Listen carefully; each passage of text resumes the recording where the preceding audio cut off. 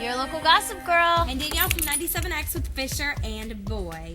This week on Gossip Girl, a ton of stuff happening as always. You've got petitions, sex bets, and can't forget the underage drinking and 17-year-olds in lingerie. And you can't forget Bart Bass stepping up to the plate, trying to make his family a whole. I don't know if that's going to work. And Lily trying once again with her new husband to make things the way the husband wants them. And you can't forget that Nate is homeless. What? Went from rich to homeless. Crazy, only in Gossip Girl. And Dan. He has a friend. Yay for Dan. He has a friend. And it's not Cedric, a doll. It's amazing. This week, going into Courtney's Corner. Well, let's start with Chuck Bass. Love him.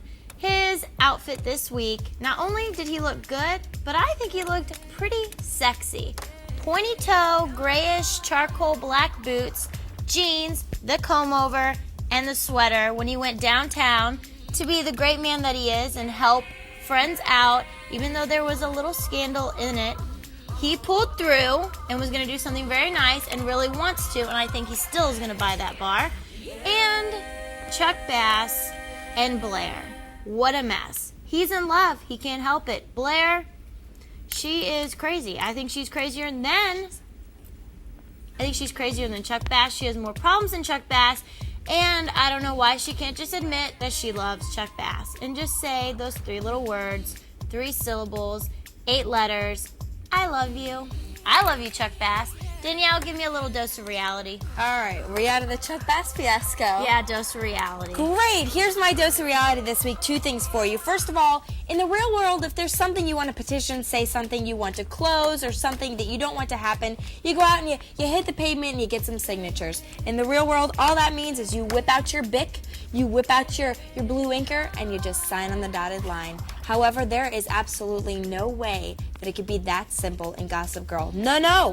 Once Blair's blackmailed and now has the responsibility of collecting all the petition signatures on her own, she starts by getting Chuck to do her dirty work. I have a proposition for you. She decides that she wants him to seduce and then embarrass Vanessa. When that falls through, she puts sex on the line, ladies and gentlemen. Big surprise. All of a sudden, she sees that Vanessa and Chuck may be getting a little cozy, so she completely calls everything off, rats herself out, tells Vanessa everything that's gone on. Oh, we were going to embarrass you. And then she invites Chuck to her bedroom. I lost. You won. Come claim your prize. That's crazy. Second thing I have, house parties. There was a house party this week welcoming the family, welcoming the Waldorfs, if you will. Here's the deal. In the real world, when you have a house... Waldorfs. What did I say? Vanderwoodsons. I meant Vanderwoodsons. You know, I'm so crazy. Second thing for this week, housewarming parties. Everybody has them, right? In the real world, we might have them to show you our new house. Oh, look at my nice photographs on the wall. Check out my fondue pot over here. Oh, look, I've made a nice fruitcake. Why don't you indulge in some of that? In Gossip Girl, that is not the case, however. In Gossip Girl, when we have a housewarming, it's more of a meet my family. We're totally normal. I promise. No, really. We're totally, absolutely normal. Here's what you have going on. You've got people dressed to the nines, like we're going to prom. You've got people there interviewing for national magazines. And don't forget, do not forget the Prada ads on the wall of your home.